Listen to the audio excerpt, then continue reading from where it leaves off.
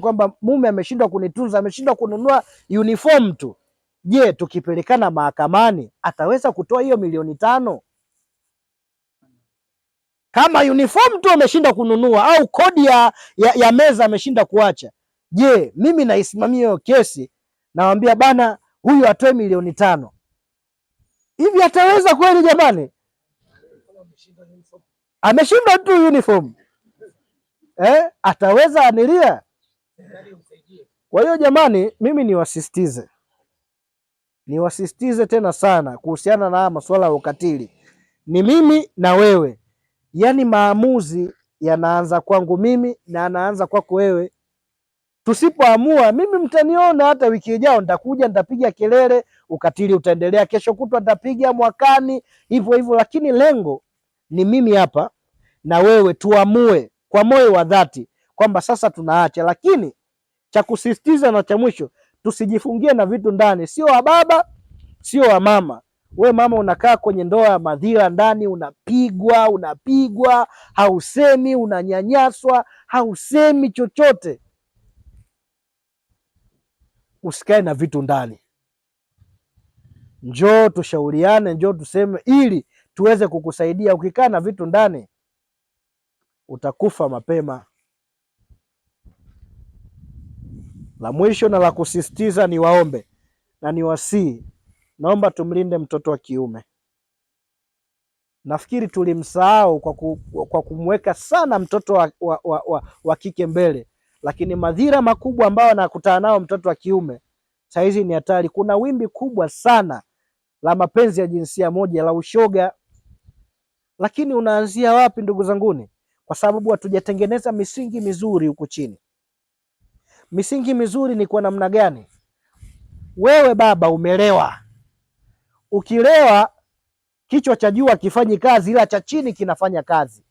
Unaenda mnajamiana huko, mtoto anatokea mtoto, hamna malezi ambayo yalikuwa bora, hamkujiandaa kuweza kumtengeneza yule mtoto ambao mnamtakanyia, mnategemea nini?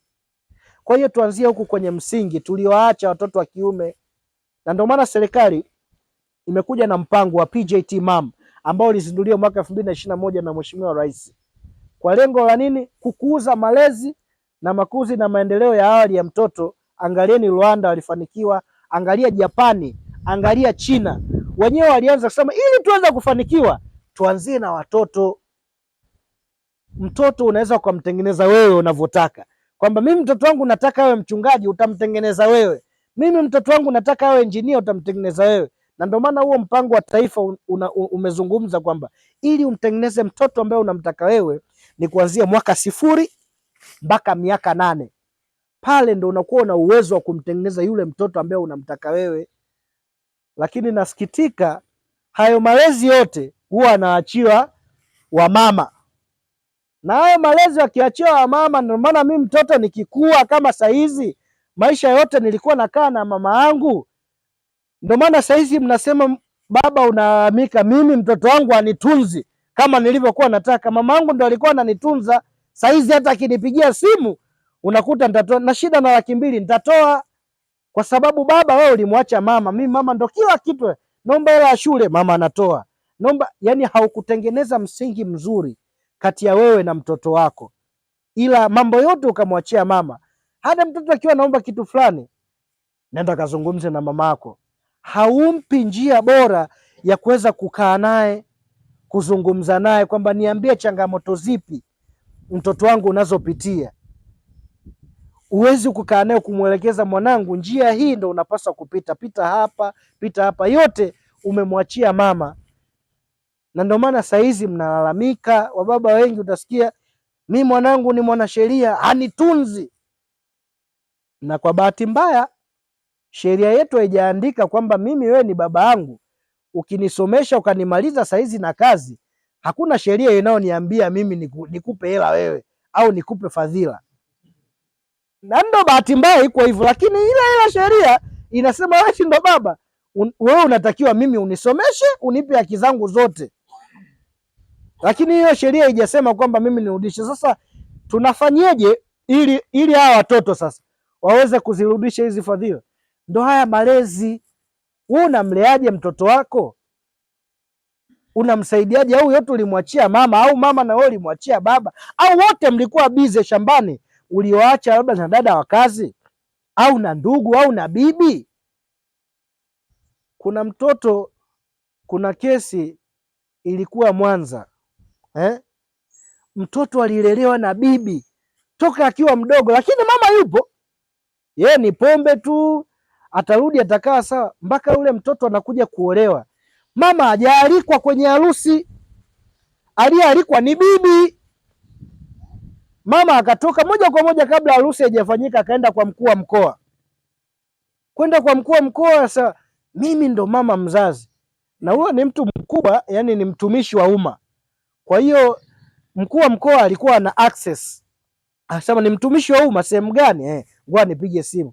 We fulani, ndio unamjua mama fulani? Ni nani? Ni mama yangu.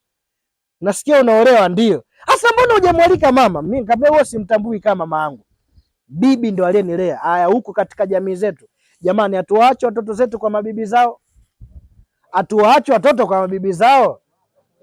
Uoni kama hiyo ni changamoto? Sasa inamaanisha yule mtoto anaenda kupata upendo wa nani? Wa bibi moja kwa moja.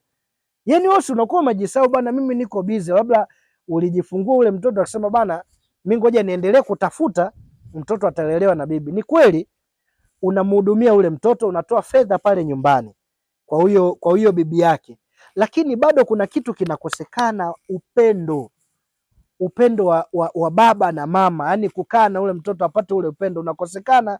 Na ndio maana mtoto toka anakuwa anajua kabisa huyu bibi mimi ndo mama yangu. Kwa hiyo alipoelewa tukaona changamoto imetokea huku chini kwenye malezi. Ndugu zangu, hili somo ni refu, ila mimi niwaombe tu kitu kimoja, Wanaimboro, tukubaliane kitu kimoja.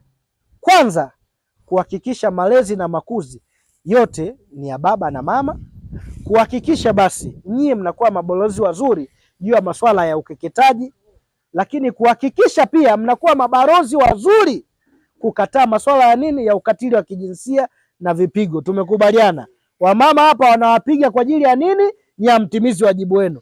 Kwa hiyo inamaanisha wababa, mkitimiza wajibu wenu mnaweza mkafanyia hivyo vipigo vikaondokana.